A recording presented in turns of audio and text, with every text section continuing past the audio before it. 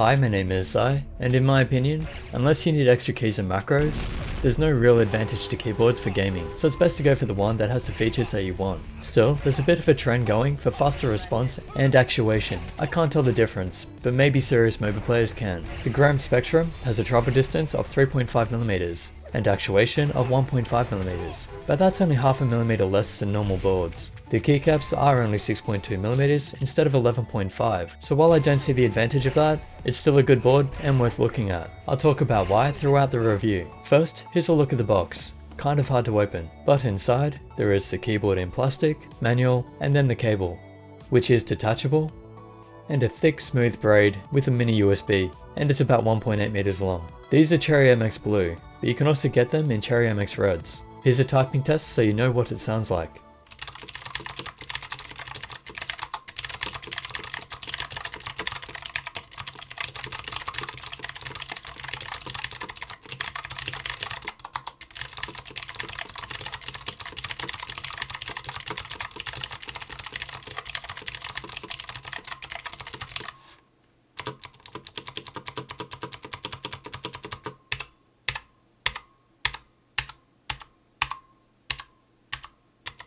A sound many love, but there's a distinct ping each time a key is hit. That might be the only real negative of the board. I tried putting O-rings on them, but because of the low caps, the caps end up noticeably higher, and the ping is still there. It might be best not to use O-rings on these. The ping may be because of the aluminum plate underneath, which doesn't pick up fingerprints by the way.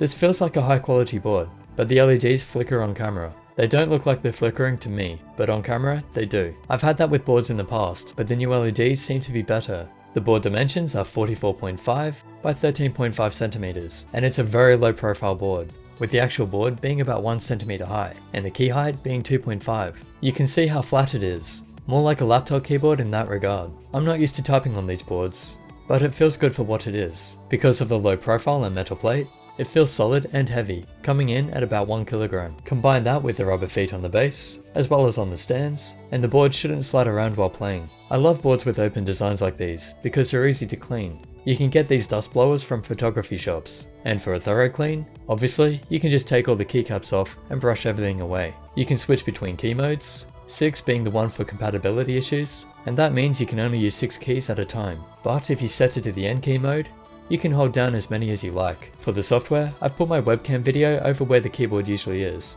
so you can see what things do. You can set 5 different profiles, and sync them with programs, which should load with them. And for lighting, you can set the illumination color you want. The camera doesn't detect the colors properly, but in the real world, they do look accurate enough. For the other lighting effects, you can set it to trigger, and ripple, and firework, which is trigger, but gives a secondary color, radiation, breathing, and rainbow wave. The spectrum colors option is where you can set each key to a different color of your choosing. No extra USB ports or anything, very basic design, and there's no wrist rest either, but it seems a decent height and feels comfortable enough to type on. The function key can be used to switch profiles, lock the Windows key, mute, volume up and down, play pause, previous and next track, and also the N key rollover that I was using earlier. And there's also record macro on the fly, and the GPC option. Lastly, on the arrows, you can turn the brightness of the lights up and down, and cycle through the modes.